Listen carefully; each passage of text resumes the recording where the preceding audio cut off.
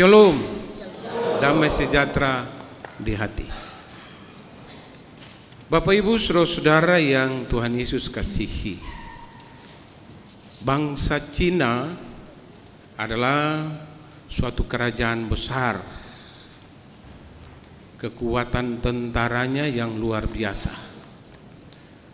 Seluruh perjalanan kehidupan bangsa Cina atau kerajaan Cina itu habisnya dengan pertempuran dan peperangan. Kerajaan-kerajaan ada di sekitar itu mencoba untuk meruntuhkan dan juga mengalahkan Cina. Suatu ketika Kaisar mengatakan supaya kita aman, supaya kita terlindung dari musuh-musuh kita harus membangun tembok besar dan tebal dan tinggi kokoh untuk melindungi kerajaan kita. Masyarakatnya, pemerintahnya aman nyaman dilindungi oleh tembok Cina yang panjang, besar, kokoh itu. Sehingga terkenal dengan tembok yang terpanjang di dunia adalah tembok Cina. Bapak Ibu saudara-saudara kekasih Tuhan, kemudian setelah beberapa puluh tahun, bangsa-bangsa yang ada di sekitar itu mereka kewalahan mengalahkan Cina. Bagaimana untuk meruntuhkan kerajaan Cina? Kalau kita merobohkan temboknya nggak mungkin, ya. Temboknya kokoh, tinggi dan kuat. Tidak mungkin kita merobohkan temboknya karena seluruh kerajaan Cina itu dikelilingi oleh tembok yang kokoh, tinggi dan besar itu. Cara bagaimana untuk mengalahkan Cina? Bapak Ibu saudara-saudara, musuh-musuhnya itu merancang bukan temboknya yang dihancurkan dikasih bom, bukan. Ya. Bukan dikasih peledak untuk menghancurkan tembok itu untuk mengalahkan kerajaan Cina. Tetapi penjaga pintu gerbang itu yang disogok. Ya, penjaga pintu gerbangnya itu yang dirayu, yang disogok supaya ketika ada penyerangan, penjaga pintu gerbang itu bisa membuka pintu gerbang dan musuh akan masuk mengalahkan kerajaan Cina. Jadi Bapak Ibu, musuh itu bukan di luar. Oke? Anda akan mengalami kehancuran, kebinasan, kerapuan. Musuh ada di dalam. Bahaya. Musuh bukan di luar. Musuh di dalam keluarga sendiri. Musuh di dalam perusahaan sendiri. Musuh di dalam kantor sendiri. Musuh di dalam negara sendiri. Itu bahaya. Kalau Jepang, Inggris, Jerman, sekutu waktu berperang melawan Indonesia, Soekarno bilang kecil. Kami Indonesia bersatu, kami akan lawan sekutu Belanda, Inggris dan Jerman hanya dengan bambu runcing. Karena apa? Persatuan dan kesatuan. Setelah Indonesia merdeka, ada beda pendapat antara Soekarno dengan Hatta tentang revolusi. Hatta mengatakan, revolusi kemerdekaan sudah selesai, Indonesia sudah merdeka. Tapi Soekarno bilang sama Hatta, belum selesai. Revolusi belum selesai. Penjajah kita sudah usir keluar, lari pulang ke kampung halamannya. Hanya dengan persatuan dan kesatuan bangsa ini. Dengan bambu runcing kita usir Jerman, kita usir Inggris, kita usir Belanda. Hanya dengan persatuan dan kesatuan. Tetapi revolusi belum selesai karena kita hadapi musuh dari dalam, yaitu dari anak bangsa sendiri. yang ingin merdeka. Dari suku sendiri. Dari bangsa sendiri, rakyat sendiri. Nah, ini yang dikatakan tadi Bapak Ibu Saudara-saudara, hal yang paling penting, jangan membangun fisiknya. Jangan membangun dan merancang gedung yang mewah, mengumpulkan saldo yang banyak. Tapi rancanglah kesadaran manusia. Manusianya yang harus dibangun, mentalnya yang harus dibangun. Revolusi mental. Kalau manusianya nggak sadar, bagaimana mau bangun bangsa ini?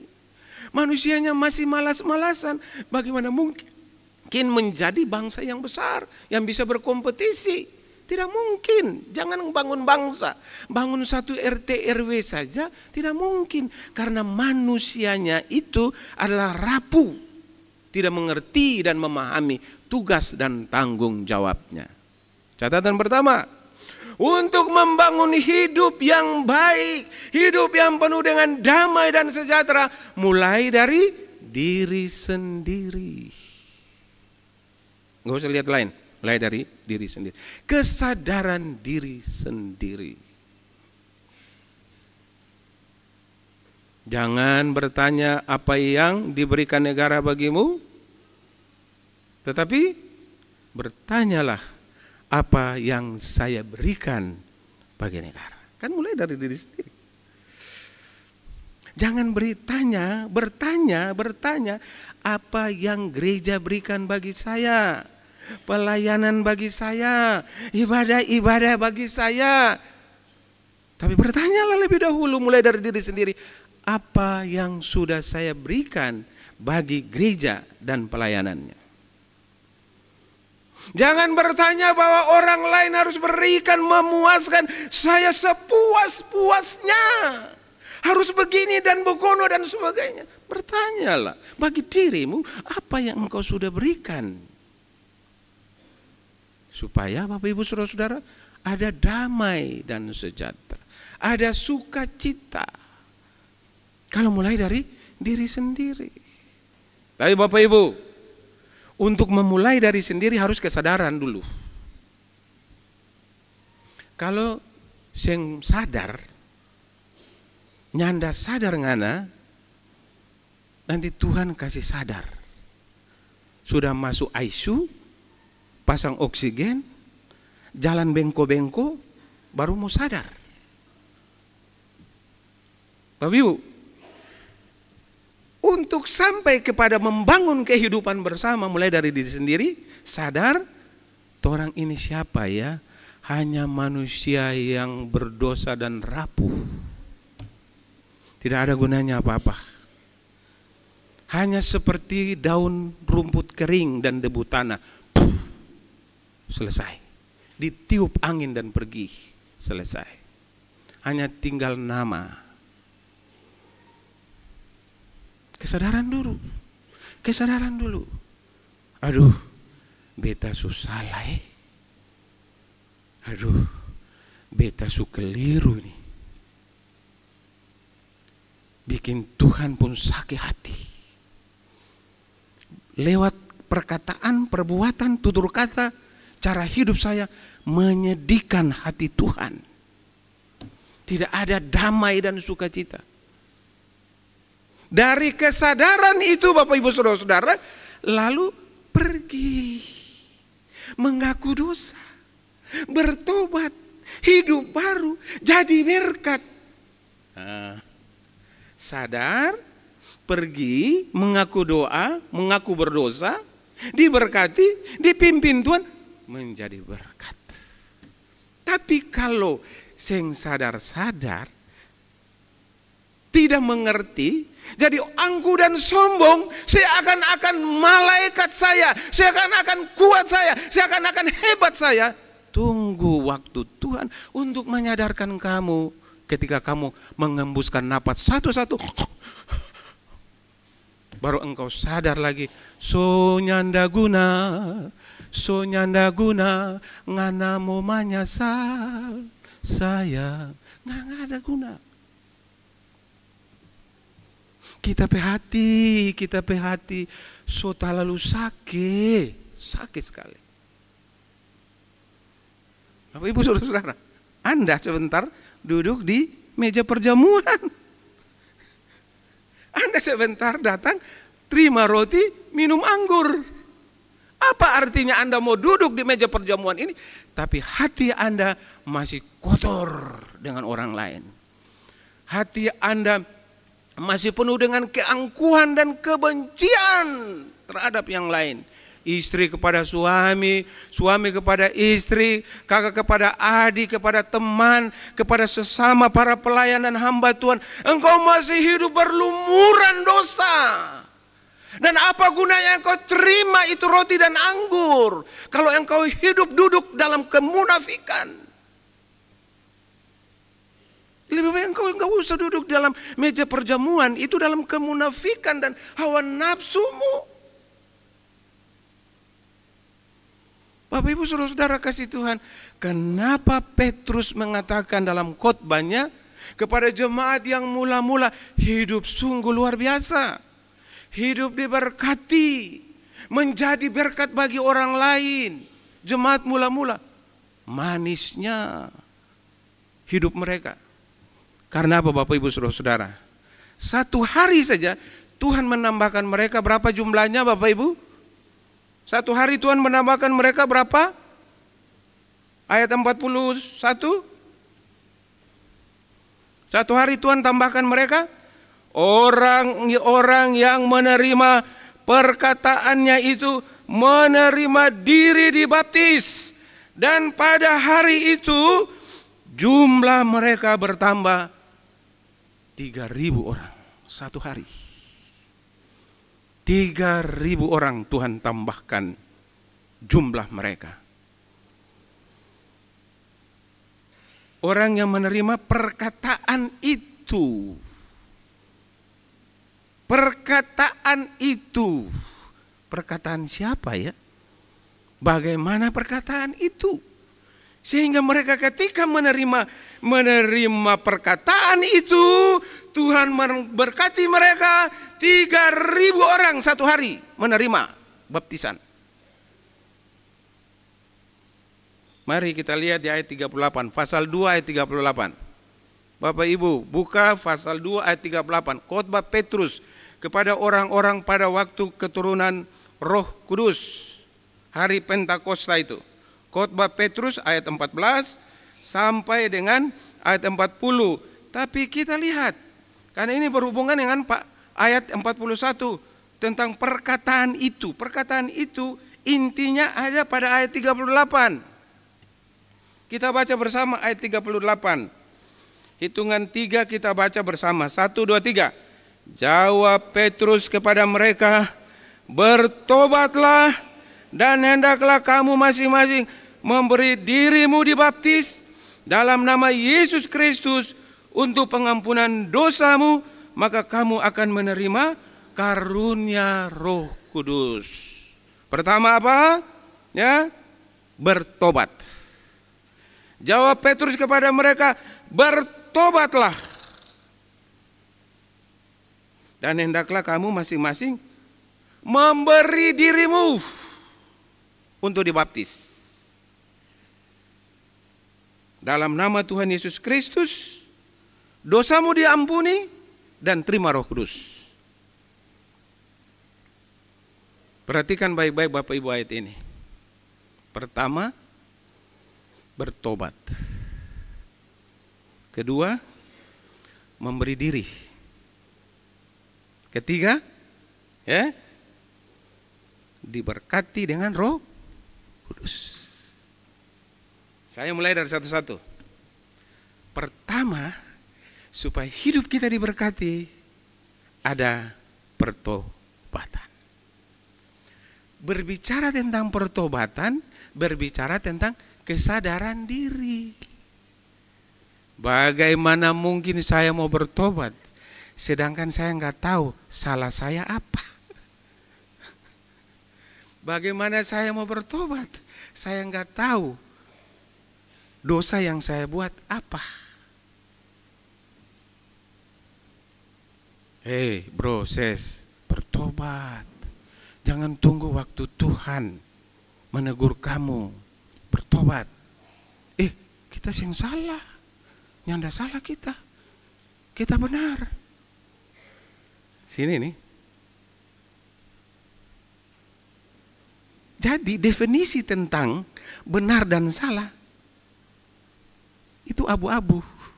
Standarnya nggak jelas. Karena pengertian benar dan salah menurut akal dan pikiran, selera masing-masing. Tetapi kalau pertobatan itu mulai dari firman Tuhan, Bapak Ibu, pertobatan itu mulai dari firman Tuhan, yang kita kaca hidup saya ini dengan firman Tuhan. Mengaca hidup dengan firman Tuhan, bertobat. Kenapa kita mau bertobat?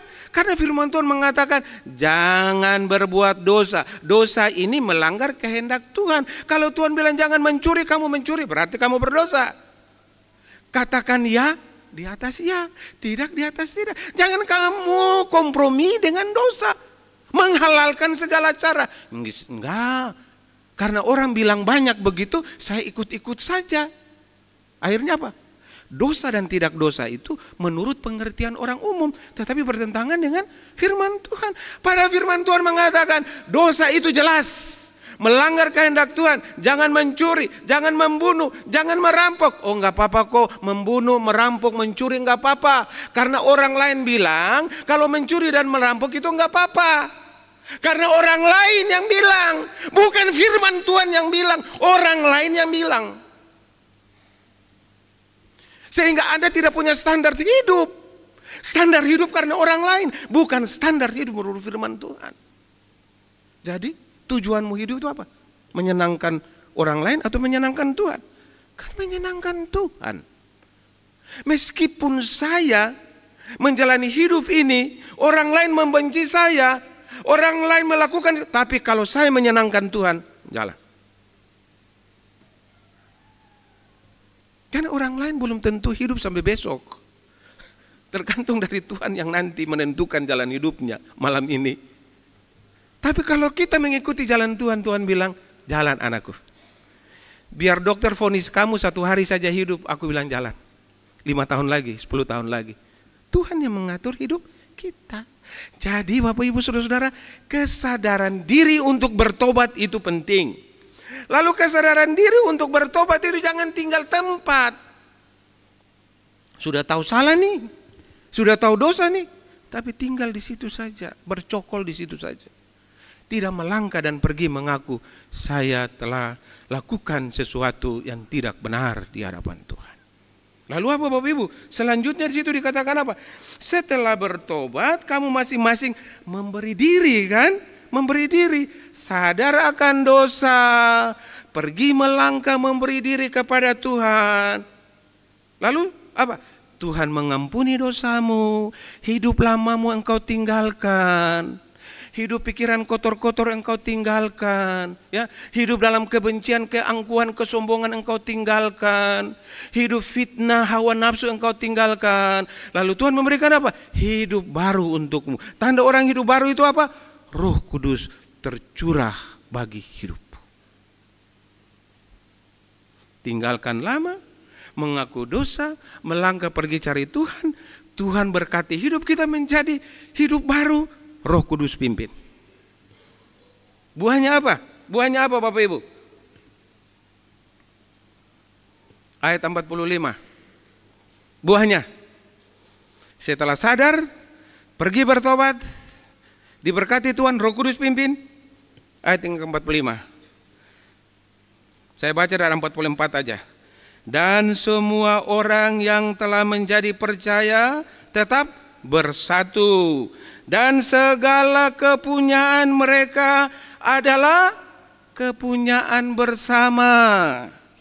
Dan selalu ada dari mereka menjual harta miliknya, lalu membagi-bagikannya kepada semua orang sesuai dengan keperluannya masing-masing. Sungguh luar biasa.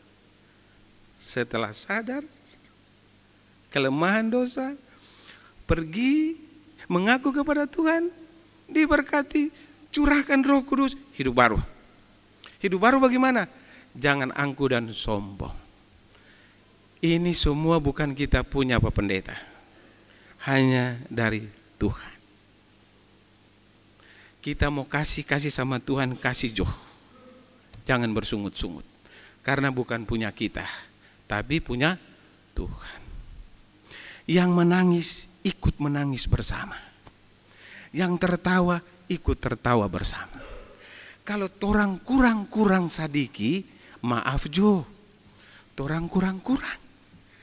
Kalau torang itu berlebihan, mari kita nikmati bersama. Membagi-bagikan berkat kepada orang lain. Jangan senang-senang sendiri. Lalu ada yang nangis, ketawa, rasain lo. Ini yang nangis, yang menderita. Senang di atas penderitaan orang. Lalu apa lagi itu? Lanjut aja sendiri. Ini kuasa Roh Kudus atau kuasa Tuhan? Kalau kuasa Roh Kudus, jemaat mula-mula ini 2, 3 orang berkumpul di dalam namaku, aku akan hadir memberkati hidupmu. Bukan jumlahmu, bukan banyakmu, tapi kualitas hidup karena Roh Kudus menuntun. Roh Kudus yang menuntun, bukan roh dunia yang menuntun. Roh Kudus menuntun, bukan roh hawa nafsu menuntun. Roh Kudus menuntun, bukan roh fitnah, amarah dan dengki menuntun, tapi Roh Kudus menuntun supaya apa? Ada kesadaran diri dan mau bertobat, diberkati Tuhan, pergi menjadi berkat. Itu yang di sini jemaat mula-mula. Sekarang Bapak Ibu, kita akan duduk makan di meja perjamuan. Angkat hati. Ini momen yang tepat untuk Anda melangkah menjadi hidup baru.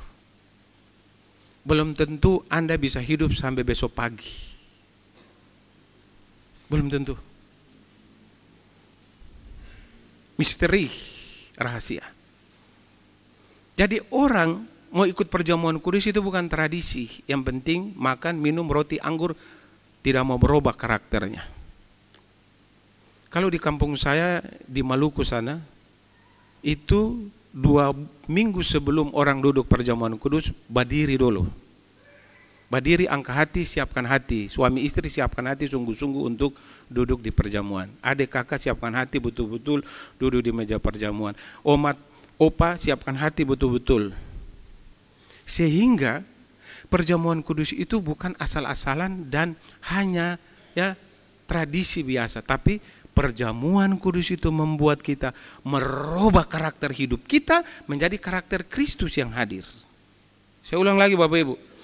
Roh Kudus merubah hidup kita supaya karakter Kristus itu ada di dalam hati. Sabar, dalam suka dukamu sabar. Kasih dan setia menjadi berkat. Roh Kudus merubah. Karena apa? Kristus ada di hati saya. Maka saya merubah hidup saya menjadi hidup yang baru. Amin Bapak Ibu. Amin. Mau menjadi hidup baru dalam Tuhan. Tuhan Yesus memberkati. Silakan memasuki perjamuan kudus dengan sukacita. Amin.